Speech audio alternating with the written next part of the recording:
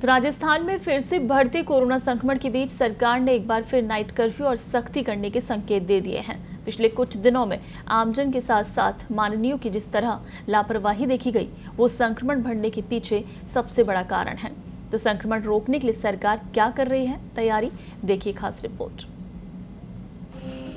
फिर बढ़ने लगा कोरोना संक्रमण, लापरवाही पड़ रही भारी, फिर से लॉकडाउन की तैयारी। कोरोना के बढ़ते संक्रमित मरीजों को देखते हुए राज्य सरकार ने फिर से नाइट कर्फ्यू और सख्ती करने के संकेत दे दिए हैं। राजनेताओं के साथ आमजन की लापरवाही ने एक बार फिर से संक्रमण की रफ्तार बढ़ा दी है। देश में बुधवार को इस साल के सर्वाधिक संक्रमित मरीज मिले, तो राजस्थान में 2 महीने बाद फिर से 300 से अधिक नए संक्रमित मरीज मिले। राज्य में कोरोना संक्रमण के बढ़ रहे मामलों के बीच अब प्रदेश में सरकार सख्त कदम उठाने की तैयारी में है।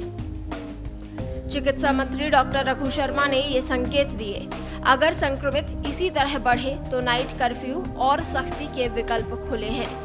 कई महीनों तक लॉकडाउन की मार झेल चुकी जनता को ये समझना होगा कि अगर फिर से लॉकडाउन की स्थिति आई तो बहुत बड़ा नुकसान उठाना पड़ सकता है। राजस्थान में पिछले कुछ दिनों में बढ़े संक्रमित मरीजों पर नजर डालें तो 17 मार्च को 313 नए संक्रमित मरीज मिले। 16 मार्च को यह आंकड़ा 241 दर्ज किया गया। 15 मार्च को 251 मरीज सामने आए। 14 मार्च को यह आंकड़ा 250 दर्ज हुआ। 13 मार्च को 201 नए मरीज सामने आए। 12 मार्च को 237 नए मरीजों की पुष्टि हुई। वहीं 11 मार्च को 203 मरीज सामने आए। पिछले 7 दिनों में संक्रमित मरीजों की संख्या लगातार बढ़ रही है।